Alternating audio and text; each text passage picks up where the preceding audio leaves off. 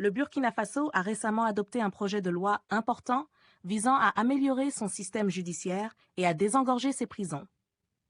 Cette nouvelle législation introduit le travail d'intérêt général en milieu carcéral, une mesure qui permet de remplacer certaines peines privatives de liberté par des travaux au service de la communauté.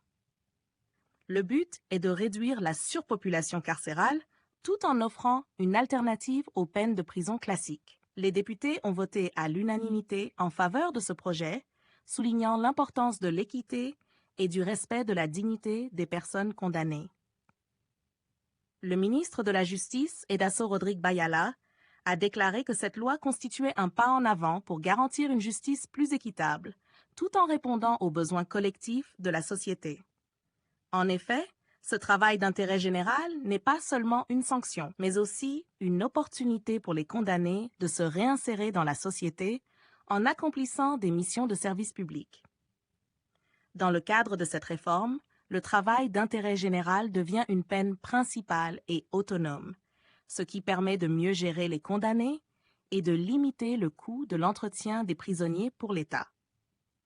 Les personnes condamnées à ce travail ne seront pas uniquement envoyées dans des prisons, mais pourront être affectées à des structures privées qui accomplissent des missions d'intérêt public. Cela constitue une solution plus flexible et potentiellement plus bénéfique, tant pour les détenus que pour la société. Un autre aspect important de cette réforme est le changement de terminologie. Le terme « prévenu » est désormais remplacé par « personne poursuivie », ce qui reflète mieux la présomption d'innocence et les droits des individus avant qu'une condamnation définitive ne soit rendue. Les autorités burkinabées ont également insisté sur la nécessité d'une large sensibilisation pour accompagner l'entrée en vigueur de cette nouvelle mesure. Cela inclut la formation des acteurs judiciaires, des victimes d'infractions, des structures d'accueil et des condamnés eux-mêmes, afin de garantir une transition réussie vers ce système. Le capitaine Ibrahim Traoré, en charge de la transition, avait déjà exprimé sa volonté de réduire la surpopulation carcérale en envoyant les personnes condamnées à des travaux d'intérêt général, ce qui témoigne de l'engagement du gouvernement envers des réformes pénales qui visent à améliorer la justice et à alléger les coûts pour l'État.